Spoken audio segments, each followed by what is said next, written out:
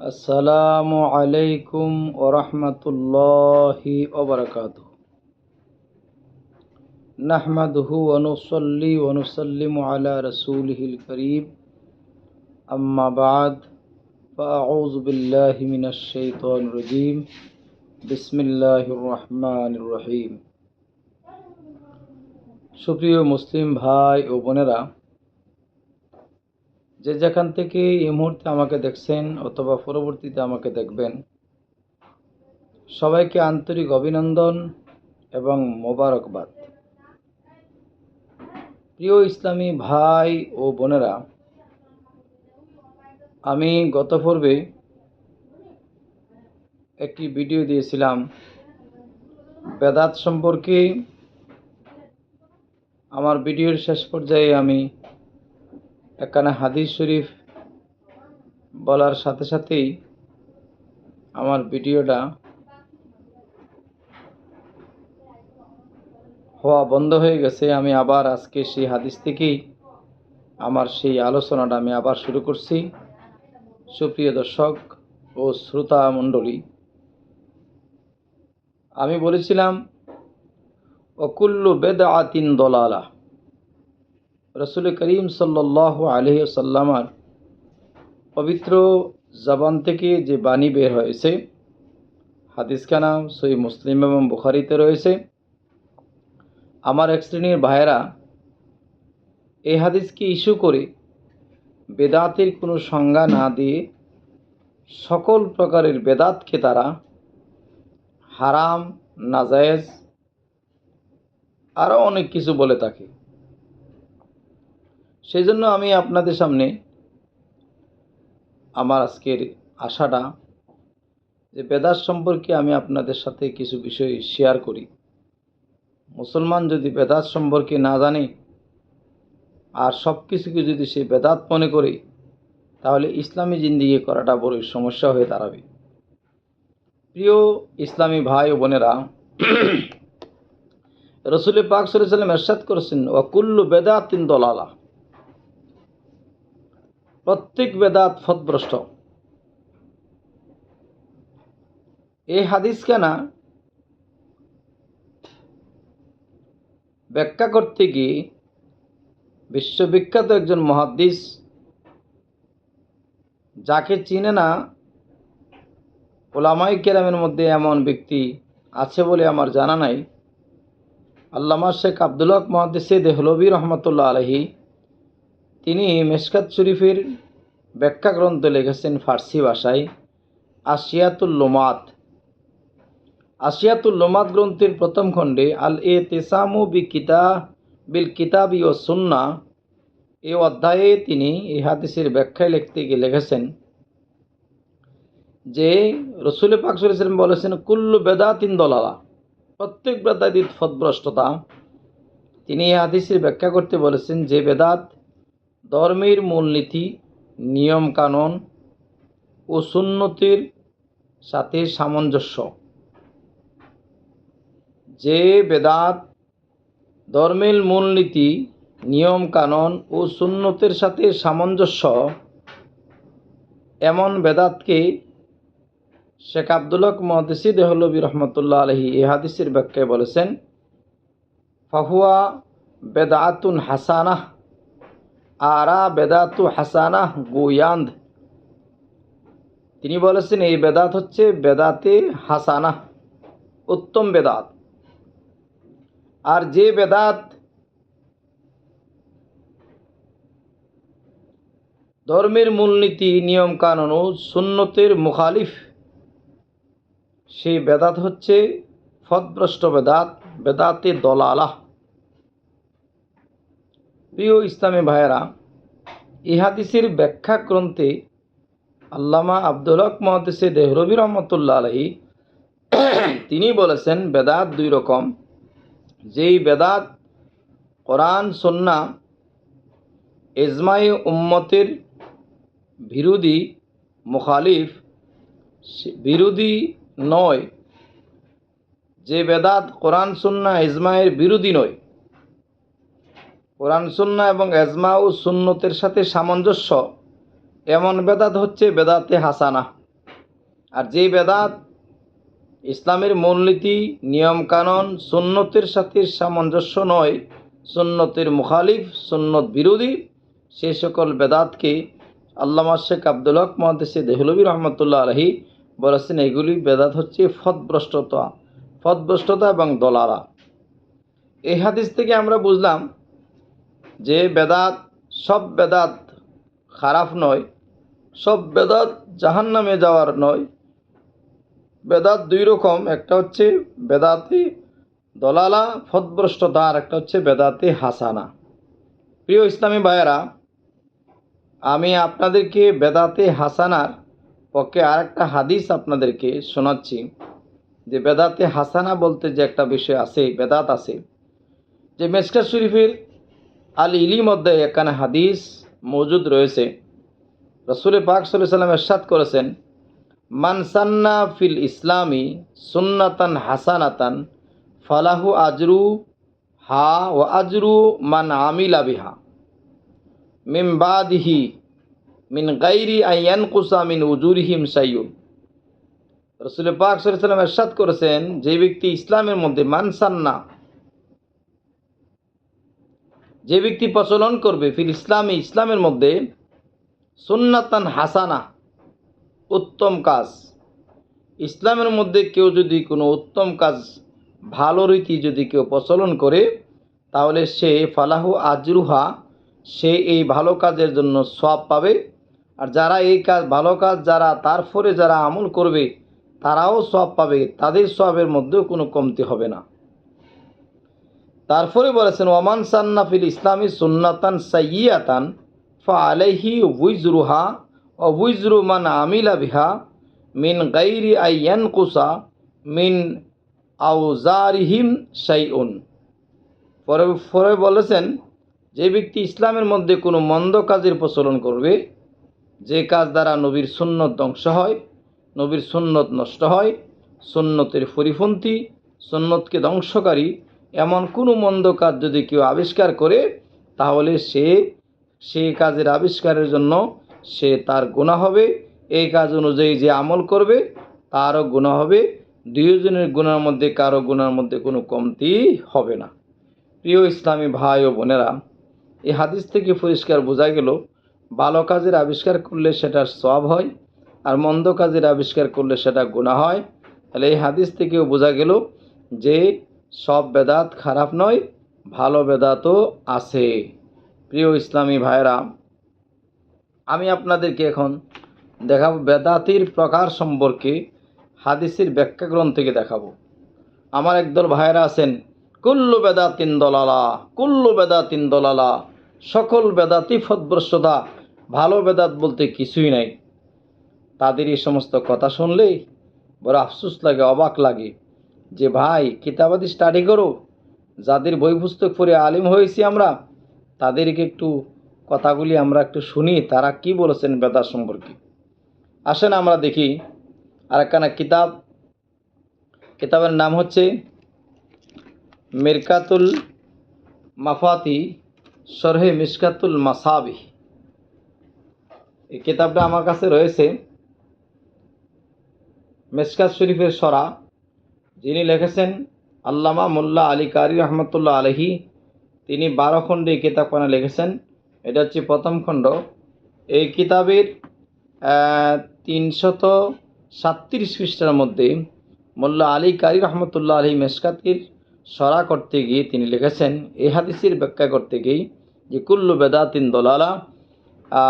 অধ্যায়ের নাম হচ্ছে আল ইতিসামু বিল কিতাবি ও সুন্নাহ। এই অধ্যায়ে মোল্লা আলী কারি রহমতুল্লাহ আলাইহি লিখেছেন, আল বিদাতু ইম্মা ওয়াজিবাতুন। আল্লামা মোল্লা আলী কারি বলেন, বেদাতটা হয়তো ওয়াজিব হবে, যেমন কাতাআল্লুমিন নাহউই, যেমন আরবি গ্রামার শিখা। আরবি গ্রামার তো রসুল করিম সাল্লাল্লাহু আলাইহি সাল্লামের যুগে ছিল না। আরবি গ্রামারের শিকার প্রচলন, আবিষ্কার নবীর যুগে ছিল না, পরবর্তীতে তা আবিষ্কার হয়েছে। তো কোরআন এবং সুন্নাহকে শেখার জন্য, বোঝার জন্য, জানার জন্য আরবি গ্রামার শেখা ওয়াজিব। একথা আমি বলি নাই, মোল্লা আলী কারি রহমতুল্লাহ আলী বলেছেন যে বেদাত হয়তো ওয়াজিব হবে, যেমন আরবি গ্রামার শেখা, আর কি অতাদবিনী উসুলুল ফিকা, এবং ফিকা শাস্ত্রের মূলনীতি সমূহকে একত্রিত করা। ইসলাম ধর্মের বিধিবিধান ফিকার উপর নির্ভরশীল। ফিকা শাস্ত্রের মূলনীতিগুলি সমূহকে একত্রিত করাটা ওয়াজিব। তারপরে বলেছেন ও আম্মা মুহাররামাতুন, অথবা বেদাতটা হবে হারাম, যেমন কা মাজহাবিল জবরিয়া, যেমন জবরিয়াদের মাজহাব। ইসলাম ধর্মের 72 ফেরকার একদল হচ্ছে জাবরিয়া। জাবরিয়াদের যে দল, যে গোত্র, যে ফেরকা, এই ফেরকাটা এবং এই ফেরকার যে মতবাদ আকিদা, এগুলি হচ্ছে মুহাররামা, হারাম। তারপরে বলেছেন ও আম্মা মান্দুবাতুন, অথবা বেদাতটা হবে বেদাতে হাসানা। তিনি উদাহরণ দিয়েছেন কা ইহদাসির রাওয়াবিতি ওয়াল মাদারিস। বেদাতে হাসানার উদাহরণ দিতে গিয়ে আল্লামা মোল্লা আলী কারি রহমতুল্লাহ আলী মিশকাতে সরা মিরকাতে লিখেছেন, যেমন মুসাফির খানা তৈরি করা। মুসাফির ব্যক্তি ঘর থেকে সফরের জন্য বের হয়েছেন, তো উনি তো এই মুসাফিররা থাকার জন্য কেউ যদি কোনো ঘর বানায় দেয়, এটা হচ্ছে বেদাতে হাসানা। অল মাদারিস, মাদ্রাসা তৈরি করাটা। নবীর যুগে মাদ্রাসা ছিল না, নবীজি কোনো মাদ্রাসায় পড়েন নাই, সাহাবায়ে কেরাম কোনো মাদ্রাসায় পড়েন নাই, তাইলে মাদ্রাসা বানানো, মাদ্রাসা তৈরি করা, এগুলি বেদাত। কীরকম বেদাত? বেদাতে হাসানা। তারপরে বলেছেন ওয়াকুল্লু ইহসানিন লাম ইউহাদ ফিস সাদরিল আউয়াল। প্রত্যেক ভালো কাজ যা আগের যুগে ছিল না, প্রত্যেক ভালো কাজ লাম ইউহাদ ফি সাদরিল আউয়াল, যা প্রথম যুগে, নবীর যুগে যে ভালো কাজগুলি ছিল না, পরবর্তীতে যে কাজগুলি আবিষ্কৃত হয়েছে, সেই কাজগুলিও বেদাতে হাসানার অন্তর্ভুক্ত। তিনি উদাহরণ দিয়েছেন যে কাত তারাবিহ আইবিল জামাতিল আম্মাহ, যেমন তারাবির নামাজ। হযরত উমর রাদিয়াল্লাহু তাআলা আনহু তারাবির নামাজ জামাতের সাথে 20 রাকাত চালু করেছেন একজন ইমামের মাধ্যমে, কোরআন শরীফ খতমের মাধ্যমে। এই কাজটা নবীর যুগে ছিল না, এই কাজটা নবীর যুগের পরে হযরত উমর ফারুক রাদিয়াল্লাহু তাআলা আনহু চালু করেছেন। আর এই কাজটা তিনি নিজে চালু করে নিজেই তিনি বলেছেন নিয়ামাতুল বেদাতি হাজিহি। হযরত উমর বলেছেন যে আমি যে কাজটা করছি এটা হচ্ছে একটা উত্তম বেদাত, নিয়ামাতুল বেদা। প্রিয় ভাই ও দোস্ত, হযরত উমর রাদিয়াল্লাহু তাআলা আনহু নিজের কাজকে নিজেই বেদাত বলেছেন এবং উত্তম বেদাত বলেছেন। তাহলে জামাতের সাথে আজ পর্যন্ত হযরত উমর চালু করা সেই নামাজ, আমরা আজ পর্যন্ত সেই নামাজ জামাতের সাথে পড়ে এসেছি, এটার উপর তো কোনো বেদাতের ফতোয়া নাই। আমরা তো খুব মজা করে সে আমল করে আসছি, যুগ যুগ ধরে সে আমল করে আসছি। যদি সব বেদাত যদি দলালা হয়, পথভ্রষ্ট হয়, জাহান্নামী হয়, তাহলে আল্লাহ মাআযাল্লাহ হযরত উমর ফারুক রাদিয়াল্লাহু তাআলা আনহু কোন দরজায় আছেন, কোন দরজাতে থাকবেন। তারপরে লিখেছেন ও আম্মা মাকরুহাতুন, অথবা বেদাতটা কখনো মাকরু হবে, অপছন্দনীয় হবে, যেমন কা জুখরুফাতিল মাসাজিদ, যেমন মসজিদ সমূহে গৌরববোধক কারুকার্য করা। মসজিদকে এমনভাবে সাজানি যার দ্বারা অহংকার তৈরি হয়, গৌরববোধক কারুকার্য, অহংকারীমূলক কারুকার্য, এরকমভাবে মসজিদকে সাজানোটা কি উলামায়ে কেরাম মাকরু বেদাত বলেছেন। তারপরে ওয়া ইম্মা মুবাহাতুন, অথবা বেদাতটা হবে মুবাহ। মুবাহ মানে হলো জায়েজ, বৈধ, যে কাজ করলেও কোনো গুনাহ নাই, না করলেও কোনো সওয়াব নাই, না করলেও কোনো গুনাহ নাই, এই ধরনের কাজকে মুবাহ বলা হয়, জায়েজ বলা হয়। যেমন কাল মুসাফাহাতি আকিবাস সুবহি, যেমন ফজরের নামাজের পরে মুসাফা করা। মুসলমান ফজরের নামাজের পরে জামাত থেকে মসজিদ থেকে বের হয়েছে, একজন একজনের সাথে মুসাফা করাটা হলো জায়েজ, বৈধ। ওয়াতাওয়াসসুই বিলাজিদিল মাকিরি ওয়াল মাশারিব, এবং বেদাতির মুবাহ জায়েজ বেদাতির আরও উদাহরণ দিয়েছেন, যেমন বর্তমান যুগে বিভিন্ন ধরনের খাবার, যেই খাবারগুলির নাম নবীজির যুগে সেই নামের কোনো অস্তিত্ব ছিল না। প্রিয় ভাইয়েরা, আমরা যে বিরিয়ানি খাই, পোলাও খাই, সে বিরিয়ানি পোলাওর নাম তো নবীজির যুগে ছিল না, সাহাবায়ে কেরামের যুগে ছিল না। আরও কত ধরনের নতুন নতুন খাবার তৈরি হচ্ছে, যেগুলি আমরা খুব মজা করে খাচ্ছি, ওইগুলিও বেদাত। কীরকম বেদাত? বেদাতে মুবাহ, বৈধ বেদাত, জায়েজ বেদাত। প্রিয় আমার মুসলিম ভাই ও বোনেরা, তাহলে মোল্লা আলী কারি রহমতুল্লাহ আলহি ওনার এই সংজ্ঞা দ্বারা হাদিসের ব্যাখ্যা করতে গিয়ে তিনি প্রথমে বলেছেন ওয়াজিব বেদাত, হারাম বেদাত, মুস্তাহাব বেদাত, তারপরে বলেছেন মাকরু বেদাত, তারপরে বলেছেন মুবাহ বেদাত। মোল্লা আলী কারি রহমতুল্লাহ আলহি এই বেদাতির প্রকার দ্বারা 5 প্রকারের বেদাত ওনার এই সংজ্ঞা থেকে বেরিয়ে এসেছে। সেম কথা বিশ্ববিখ্যাত একজন ফকিহ, আমাদের হানাফি মাযহাবের ইমাম,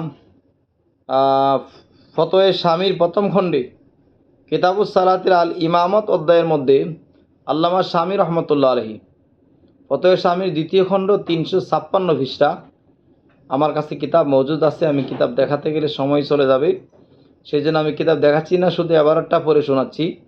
আল্লামা শামী রহমতুল্লাহ আলহি ফতোয়ে শামীর 2য় খণ্ড 356 পৃষ্ঠার মধ্যে লিখেছেন, যেই কথা আল্লামা মোল্লা আলী কারি বলেছেন, সেম কথা তিনিও বলেছেন। তিনি আরেকটু কথা, এক্সট্রা একটি কথা বলেছেন, আই সাহিবি বেদাতিন মুহাররামাতিন, অর্থাৎ হারাম বেদাতির পিছনে নামাজ পড়াটা হইল মাকরুহ, নামাজ পড়াটা মাকরুহ। যারা হারাম বেদাতি, যাদের মধ্যে বেদাতে মুহাররামা আছে, তাদের পিছনে নামাজ পড়া হইল মাকরুহ, অর্থাৎ মাকরুহে তাহরিমি। আমি আগেও বলেছিলাম যে বেদাতির পিছনে নামাজ পড়া মাকরুহ, আর বেদাত হচ্ছে ওই আকিদাকে, যে আকিদা নবীজির যুগে যে আকিদার প্রচলন ছিল না, নবীজির যুগের বিপরীত যুগের সময়ের পরবর্তীতে আবিষ্কৃত যে আকিদা, সে আকিদা লালন করার নাম হচ্ছে বেদাতে এতেকাদি। আকিদাগত বেদাতি আলমীর পিছনে নামাজ পড়া জায়েজ নাই। আল্লামা শামী রহমতুল্লাহ আলাইহি বলেছেন, ওয়া ইল্লা ফাকাত তাকুনু ওয়াজিবাতান, বেদাতটা হয় ওয়াজিব হবে, কা নাসাবিল আদিলাতি, যেমন বেদাত হতে ওয়াজিব হবে যেমন প্রমাণাদি দলিল আদিল্লা উপস্থাপন করা। ওয়া তাআল্লামুন নাহু, নাহুর জ্ঞান, আরবি 2য় পত্রের জ্ঞান শিক্ষা করা ওয়াজিব। ও মান্দুবাতুন, বেদাতটা হয়তো বেদাতে হাসানা হবে, কাইহিদাসি নাহবি, যেমন রুবাতিন মুসাফিরখানা তৈরি করা, ও মাদারিসুন, মাদ্রাসা তৈরি করা। এভাবে আল্লামা ইমাম শামী রহমতুল্লাহ আলাইহিও সেই 5 প্রকারের বেদাতের কথা বলেছেন। তাইলে আমরা আল্লামা মোল্লা আলী কারি রহমতুল্লাহ আলাইহি এবং আল্লামা শামী রহমতুল্লাহ আলাইহি দুইজনের এই সংজ্ঞা থেকে আমরা বেদাতকে মোট 5 প্রকারের পেয়েছি। প্রিয় আমার ইসলামী ভাই ও বোনেরা, আমি হাদিসের ব্যাখ্যা গ্রন্থ থেকে বেদাতের প্রকারভেদ বর্ণনা করলাম। আগামীতে ইনশাআল্লাহ এই 5 প্রকারের বেদাতের আলাদা আলাদা সংজ্ঞা, কোনটা কোন প্রকারের বেদাতের অন্তর্ভুক্ত, কোন প্রকারের বেদাতে কোনটার কোন হুকুম, ইনশাআল্লাহ আগামী পর্বে আমি আপনাদের সাথে শেয়ার করব। আজকে এই পর্যন্তই। সবাই ভালো থাকবেন, সুস্থ থাকবেন। আসসালামু আলাইকুম ওয়া রাহমাতুল্লাহি ওয়া বারাকাতুহু।